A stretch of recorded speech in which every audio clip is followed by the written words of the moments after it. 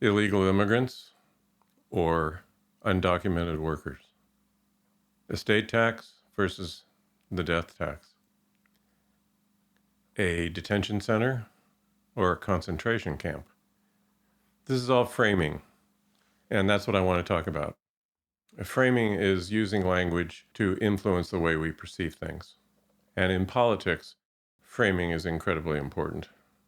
I recently wrote a book called Willful, Ignorance, and Stupid Political Decisions. I very carefully chose the framing of ignorance and stupid because I felt that the speculations that have been made about why Harris lost and Trump won in the 2024 election have missed the mark. They've been pecking around the edges where they talk about things like, oh, we lost the youth vote. We should have spent more time talking to them. We should have spent more time talking about the economy. We should have talked about inflation. Oh, gee, they lost the Hispanic vote. To me, the underlying cause is that the American electorate was willfully ignorant about what Trump stood for and what he was going to do. And even if they had some inkling about it, given the fact that he was a convicted felon, they made a stupid political decision. So let's define my terms. So we're real clear on why I chose ignorance and stupidity in the title, and I carry that through as a theme of the book. And then I want to talk about how this fans out in terms of what's going on politically. Ignorance is defined by the Cambridge Dictionary as lack of knowledge, understanding, or information about something. And in this case, the something is essentially what Trump is doing and what the Trump administration is engaged in.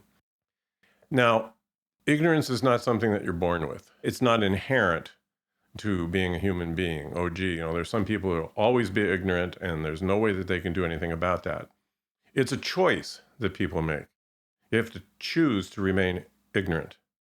Will Rogers, the kind of the famous cowboy comic and political commentator from years past, once said that we're all ignorant except on different subjects. And there's obviously real truth to that statement. Unfortunately, in the 2024 election, the ignorance showed up in stark terms by re-electing a convicted felon to the presidency of the United States. So when we're talking about ignorance, we can educate ourselves. We can become connected to what is going on in politics and try to instruct ourselves as to what exactly is happening. What is the Trump administration likely to do if we elect him again to the presidency? And what is Harris likely to do if we elected her to the presidency of the United States? The issue in terms of my title is, though, that I say willful ignorance. And part of the thesis that I'm talking about here is that the ignorance is not only chosen, but we don't want to educate ourselves because that comes a little too close to home in terms of, in many ways, challenging our belief systems. So psychologists define willful ignorance as the intentional act of avoiding information that reveals the negative consequences of one's actions or inactions. So it's willful. You're choosing not to know. And for whatever reason, it may simply be out of complete apathy. In the 2024 election, 89 million registered voters didn't bother to roll off their couches and cast a vote. That's more than either one of the candidates, either Trump or Harris, received in the total popular vote. And so this is willful, that we're making choices not to know what it is that we're voting for. The second part of the title is stupid political decisions. And so let's talk about what stupidity means. Stupidity is defined as an inability or unwillingness to use reason, logic, and credible evidence to arrive at valid conclusions. And when we're talking about the American electorate in this last election, I think I have made a very solid case that the decision was a stupid one. And I don't just use that as name calling.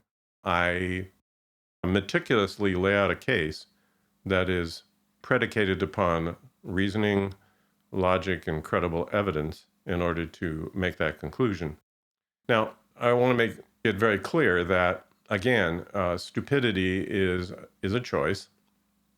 We're choosing to be apathetic about being critical thinkers. That's basically what it amounts to. We all make stupid decisions in our lives. No one is immune from making stupid decisions. I have made plenty of stupid decisions in my life and have regretted them.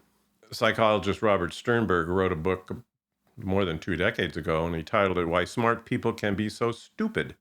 And in that book, he got 11 psychologists to comment on how really smart people make really dumb decisions.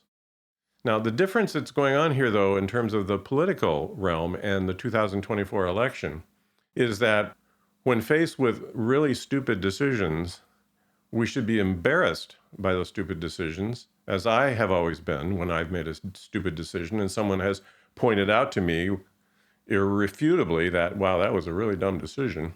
I've not only felt embarrassed about it, but I have sought to correct the situation. You don't find that with the Trump administration, and you certainly don't find that with Donald Trump. So when we're talking about framing, we're talking about the use of language, the choice of words to influence our perceptions. And so in the introduction to this presentation, I talked about the differences. Do we call immigrants illegal aliens, like from some kind of distant planet, or do we call them undocumented workers or undocumented immigrants? There's a big difference between those two. We've rounded up immigrants and we placed them in these camps, and we can call them detainment centers, or like they've done in Florida, they call it alligator Alcatraz, like that's somehow a good thing.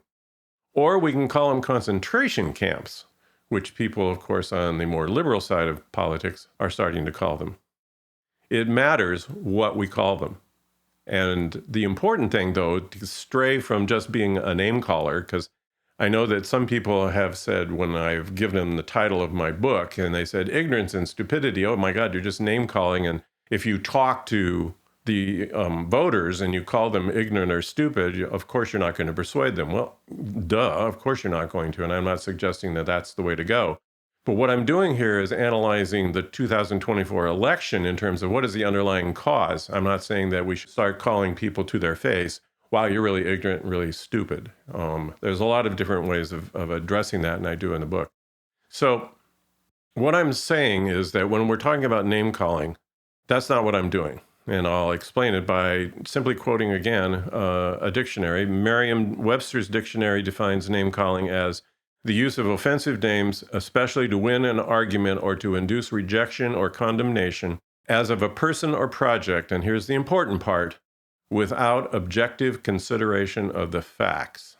So I'm not simply castigating people and calling them names without having a basis for it, but we need to stop pretending that something is not as bad as it is.